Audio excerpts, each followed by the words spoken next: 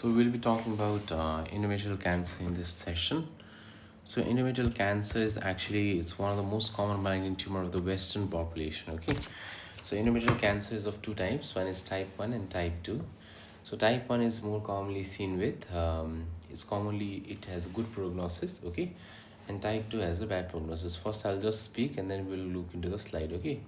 So endometrial cancer is due to increase in obesity. So remember that whenever we talk about any kind of cancers as such, you need to always remember that it's due to increased amount of estrogen. Okay, so increased amount of estrogen leads to endometrial hyperplasia. That leads to endometrioid type of carcinoma. But remember that whenever we talk about other type of carcinoma, that is either mucinous or clear cell or serous. Okay, so these are not endometrioid type, right? So these are the non-endometrioid type. Okay, and that non-endometrioid type has a bad prognosis. Moreover, the most common one being endometrioid type and is associated with estrogen, so we can also give estrogen antagonist for these purpose. But the thing is, whenever dysplastic cells has already been established or neoplasia has already been established, it's very difficult to revert back. Okay, so in that cases we have to go for definitive management of hysterectomy. Okay, so we have two types of endometrial cancer. Okay, so endometrial cancer is the most common cancer in the Western population, whereas in the Indian population it's the cervical cancer, which is most common, right? Now, main one is being the estrogen therapy. So there's more estrogen. More estrogen means there is more chances of endometrial cancer. So what are the different etiology? So basically in obesity, nulliparity, or exogenous or endogenous estrogen, HRT, diabetes mellitus, hypertension. So remember the type 1 is associated with PET engine, but whereas whenever we talk about type 2, it's a bad prognosis and it carries a mutation secondary to P53 mutation, or it carries mutation. So this P10 and KRAS BRAF is basically type 1. Okay, but if you say TP53 mutation, then that becomes the type 2. And type 2, remember, it's not associated with estrogen. So you can see in the second slide, it's written that it's unrelated to estrogen. That means, moreover, what did I say? I talked about the clear cell mucinous or your Brenner cell, clear cells, not Brenner, I'm sorry. Okay, so clear cell, serous, mucinous. Okay, these are actually associated with type 2 and they're unrelated to estrogen. Okay, and this is more commonly seen with black women. Okay, whereas whenever we talk about type 1, it's commonly seen with white women. And type 2 is associated with TP53 mutation, which carries a bad prognosis. Okay, it has a bad prognosis. Now remember that all the risk factors increasing the level of estrogen are risk factors. So you can say that it is nulliparity, late menopause, obesity, diabetes mellitus, unopposed estrogen therapy, that is estrogen only HRT if given. Okay, tamoxifen. So we have two drugs, one is raloxifene and tamoxifen. So raloxifene is a very good drug. Okay, so tamoxifen if you give, it leads to endometrial cancer. Okay, hyperplasia. And HNPCC mutation, remember HNPCC mutation you also learned in the case of colon cancer, and over here also it's important. And remember, it's also the BRCA mutation. Okay, BRCA mutation. Now endometrial hyperplasia, it's basically of two types. One is simple and complex, right? So simple means it is with atypia, complex means it's without atypia, right? So if you have a simple, then there is 1% chances of conversion into malignant form, whereas conversion into cancer, whereas complex has 3%. And the atypical variant, it has simple and complex. Simple, it's a cystic with atypia. So you don't need to just remember that endometrial hyperplasia, it's simple and complex. The complex variant has more probability of conversion into a cancer. Now screening, so remember whenever we talk about cervical cancer, we had screening guidelines regarding pap smear, but here there is no such screening guidelines. Okay, so there is no such screening for endometrial cancer. Whenever we talk about endometrial cancer, it's just the presentation of postmenopausal bleeding with endometrial thickness of more than or equal to 14 mm. Okay, 14 mm of thickness is actually considered to be as endometrial hyperplasia. So if you have a lady with postmenopausal bleeding with 14 mm or more of thickness of the endometrium, then it's better to go for an endometrial biopsy and to rule out any kind of nuclear atypia. If present, high chances that this is a case of endometrial cancer, right? So The diagnosis is done by endometrial biopsy. The definitive diagnosis is by endometrial biopsy. So I told you that there are endometrial tumor, which is type 1, and serous, mucinous, clear cell, mixed, squamous are the different other variants. Okay, clear cell, mucinous, serous. This clear cell, mucinous, serous are not associated with endometrial hyperplasia, and they fall under grade 2, okay, or type 2. Okay, next is the clinical features. The same thing: vaginal bleeding, postmenopausal bleeding. Sometimes they might be asymptomatic. Okay, so general examinations, what are you going to do? You are going to look into the general build of the patient. So morbidly obese patient, diabetic, issue of polyuria, polydipsia, polyphagia. Okay, and similarly you need to evaluate for any kind of colon growth, HNPCC associated, any kind of issue of polyps. Just evaluate everything, right?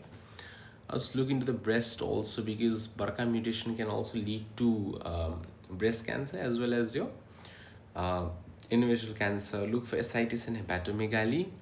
Vaginal introitus, vagina and cervix must be examined by manual vaginal examination. So whenever you just examine the vagina, so there might be postmenopausal spotting type of bleeding. The female might complain of certain atypical presentation might be there, or they might be asymptomatic. Okay, just go for a PS examination, go for PV examination, and you go for a transvaginal sonogram, or you go for a transabdominal USG. In any of these, if you find endometrial hyperplasia and signs and symptoms of endometrial cancer, just go for endometrial biopsy, right? So you can see that there's a hysteroscopic guided biopsy. So hysteroscopic guided biopsy can be taken. Okay, and pathological classification, it's divided into endometrioid and others. Okay, so endometrioid, it's a good classification. Endometrioid, it is of 3 variant: endometrioid, squamous, villogandular, and secretory. So what is squamous? Squamous means the squamous cells basically, villogandular and secretory. You need to remember this. Okay, so there's nothing like mnemonics or anything to remember. It's a pathological variant. Villoglandular means it's basically an adeno component, that is a glandular component is more. Whenever we talk about squamous component, the squamous is more. Okay, secretory means mucinous component is more. That's it. Secretory, squamous, and villoglandular.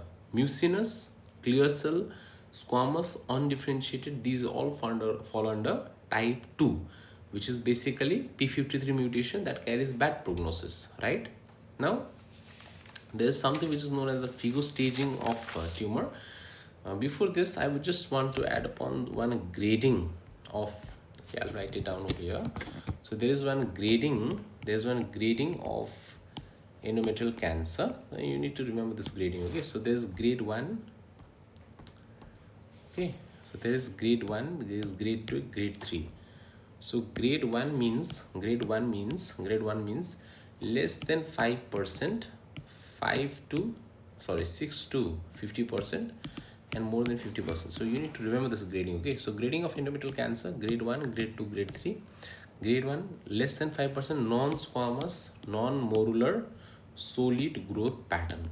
You need to write this. Okay, same thing: non-squamous, non-morular, solid growth pattern. Non-squamous, non-morular, solid growth pattern.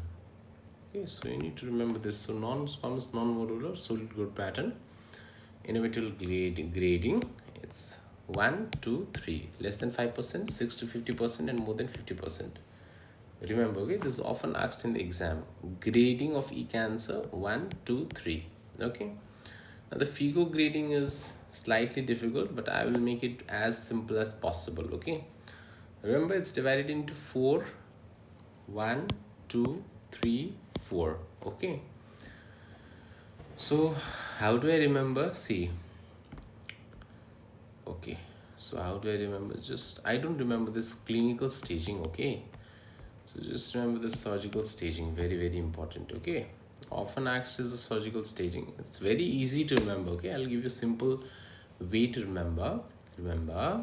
Okay, so surgical staging, see, 1, it's less than 50% of the myometrial involvement and more than 50% of the myometrial involvement. So we all know that there is involvement from here. Okay, so less than 50% of the myometrium is involved, or more than 50% of the myometrium is involved. Okay, so the tumor, it's basically growing from your endometrium. So this is your three lining. Okay, so this is your endometrium, myometrium, perimetrium. Okay, serosa. Now, so if the tumor, I'll go with red color. So suppose the tumor is over here in the endometrium. It wants to go towards the myometrium, right? So if 50% of the myometrium is involved, less than 50%, it is 1A. If 1B, it is more than 50% of the endometrium being involved with 1B. Okay, similarly, this 2, just make this 2 ulta, it will be S, like this, isn't it? So cervical stroma involvement, and remember, if you forget the cervical, you can remember that whenever you make this S, first you write C, then you write S, right? So cervical stroma. Okay, are you getting it? Cervical stroma, like this. Cervical stroma, if involved, it's 2. Okay, now 3 is further divided into 3A, 3B, 3C. Now if you remember this 3C, from this 3C is the same towards the cervical cervix. It's somewhat similar to CA cervix. I won't say completely same, but it's same. Okay, so C1 also, it's pelvic node, C2 is para-aortic node, C4AB is 4A is mucosa, bowel and bladder, and 4B is distal neck. So this is the same for CA cervix also, from 3C onwards. Okay, so this will be learning. Okay, and 3A, now remember, now from 3A, so 3A, you need to remember that. So it went down. So there the tumor, first of all, it went like this, it went down towards cervix. Now I want to spare the tumor much more outside to the serosa and towards the adnexa. So now the tumor is moving above. Okay, 3 means higher. Okay, 3 means higher. So how can you remember this 3? See, it's very easy, just don't panic, I will help you out. See, whenever you make this 3, okay, whenever you make this 3, starting of the 3, so this starting of this 3 looks like a, yes, the fallopian tube, the adnexa. So 3A means involving the adnexa or serosa, and 3B means, see, 3A, you came over here, you went over here, now the leftover is the vagina and the parametrium.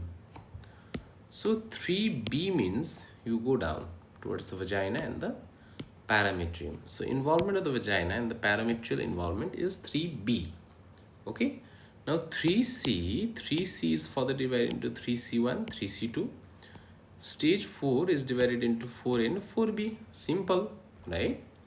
Now 3C1, it is positive pelvic nodes. Okay, C1 means the pelvic nodes are positive. C2 means it's the para-aortic node. So two syllable word, para-aortic node positive. Okay, pelvic is a one syllable word. So pelvic node positive, it is yes, it is 1. Okay, and 4A and 4B. 4A means it is involving the bladder and bowel. So if the bladder and bowel are involved, it is 4A. Okay, so you know that. So suppose this is over here, this is the vagina, right? So in front of the vagina you have your, okay, bladder and urethra, and the back you have your rectum. So adjacent site, if it goes, it is 4A. Okay, and distant metastasis, okay, it is known as 4B. Simple. Okay, so I hope you will not forget this surgical staging. Very easy. So most easiest way to remember the surgical staging, I can't give more than easiest way to remember the surgical staging more than this. Okay, this is the most easiest way. 1A, simple. So yes, this was the histopathological grading which I was talking about. Okay, so over here I told you about the 3 gradings, isn't it? Non-morular, non-squamous, solid growth pattern. I wrote it somewhere. Okay, I don't know. The same grade is, this is actually the grading for a histopathological grading. Okay, so this is your histopathological grading. This is histopathological grading. Histopathological grading says that less than 5% non-squamous non-modular solid growth pattern, 6 to 50% non-squamous non-modular solid growth pattern, and more than 50% of non-squamous non-modular solid growth pattern. Whereas this figo classification, very simple, very simple. Let's revise it with this one. Okay, so we have, make diagram along with me. Okay, make one diagram along with me.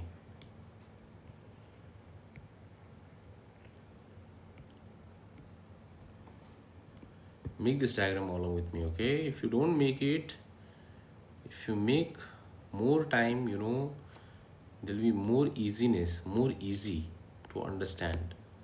If you don't make it again and again, you will forget time and again. Okay, you will forget. So make diagrams in this way. Very beautiful diagram, easy. Now red color. Endometrial cancer starts from the endometrium, goes to the myometrium, less than 50% of the myometrium, or it can involve whole lot of myometrium, more than 50% of the myometrium. 2, go with 2, go ulta, S, C, S, cervical stroma involvement, isn't it? Now go to 3. So 3 is basically over here. So what is 3? Involvement of the adnexa. 3A means it's involvement of the adnexa. Now 3B. So what is 3B? B refers to, so I told you 3B means from the adnexa, now you go down. Okay, we have already involved the adnexa, now you go down. So you involve the serosa, you involve the vagina. Now 3C, C1, C2. C1 means pelvic, 1 syllable word. C2 means para-aortic, 2 syllable word. 4AB. Okay, so I hope you will not forget now. So what are the different prognostic indicator? So it's the age, histological type. Like if it's endometrioid type, it has a good prognosis. Age, so if it's postmenopausal endometrioid type. So if it's in early age, so it carries bad prognosis. Okay, so it is early age, it's very less likely, but still myometrial invasion, so less than 50%, it's good prognosis. Lymphovascular space invasion, right? Cervix extension, adnexal involvement, tumor size, etc., etc., all will look into the prognosis of endometrial cancer. Okay, so okay, done. We are done till here, isn't it? Now we have to understand about the how are we going to treat this case. Okay, so we have different type of hysterectomies that is going to be performed for this case. So we have surgery, we have chemotherapy, we have radiation therapy, and we have hormonal therapy. So surgery, what we can do, we can go for a bilateral total abdominal hysterectomy with bilateral salpingo-oophorectomy, right? We can go for lymph node dissection, and we can go for pala-aortic lymph node sampling, washing cytology. So this all component comes under your staging laparotomy. Okay, laparoscopic lymphadenectomy combined with hysterectomy provide an acceptable alternative to traditional laparotomy in patient with early stage cancer. Indication of pelvic or para-aortic lymph node dissection in endometrial cancer is myometrial involvement more than one half, isthmus cervical extension, tumor size more than 2 centimeter, extrauterine disease, right? So what are we going to do? So see, less than 1/3 of the myometrial involvement. Okay, so treatment according to stage. So this is, I think this is the best slide. Okay, So stage 1, you go for total abdominal hysterectomy with bilateral self-oophorectomy with peritoneal washing. Okay. Stage 2, go for a radical hysterectomy, bilateral self-oophorectomy, pelvic and para-aortic lymphadenectomy. Okay. Stage 3 and stage 4 is, we have to go for chemo and chemotherapy. And remember, stage 4B, if it's a distant mess, then we have to go for a palliative therapy only. We can't go for more. Okay. Stage 2, we have to go for a lymph node dissection. That is important. Okay, peritoneal washing, because ascitic fluid maybe is having some cytological cells, these cells, okay, maybe they're in the ascitic fluid. We have to wash it and we have to send for histopathology. Okay. There's a follow-up recurrence. So exploratory laparotomy, biopsy of any suspicious lesion, total abdominal hysterectomy with bilateral self-oophorectomy, peritoneal cytology, resect any enlarged lymph node, selective pelvic and para-aortic lymphadenectomy, grade 1-2, no or minimal myometrial invasion, just observe. Grade 3, grade 2, grade 3. Grade 2 means basically it is involving the, so this one is over this one. Okay, this is your histopathological sampling. Okay, so superficial myometrial involvement, no myometrial involvement, vaginal radiation. So this chart is I think is more complicated. I'll just make a very easy way to remember the staging laparotomy to you all. You have to also write about staging laparotomy when it comes to endometrial cancer. Okay, remember with the mnemonics A, B, C, D, E. Okay, like this. A is ascites. Okay, ascites. So what happens is you go for midline incision. So there's a gross ascites, right? There's gross ascites, and then you will go for peritoneal washing. Take ascitic fluid wash, take peritoneal washing is done, and B is for biopsy. So if there is a suspicious lesion, just go for a biopsy. Okay.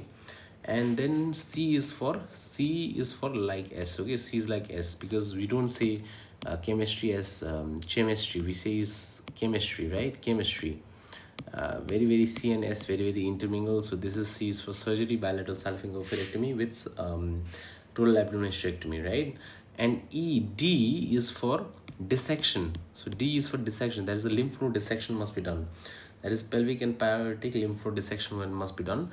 And E is for infracolic omentectomy. Okay, infracolic omentectomy.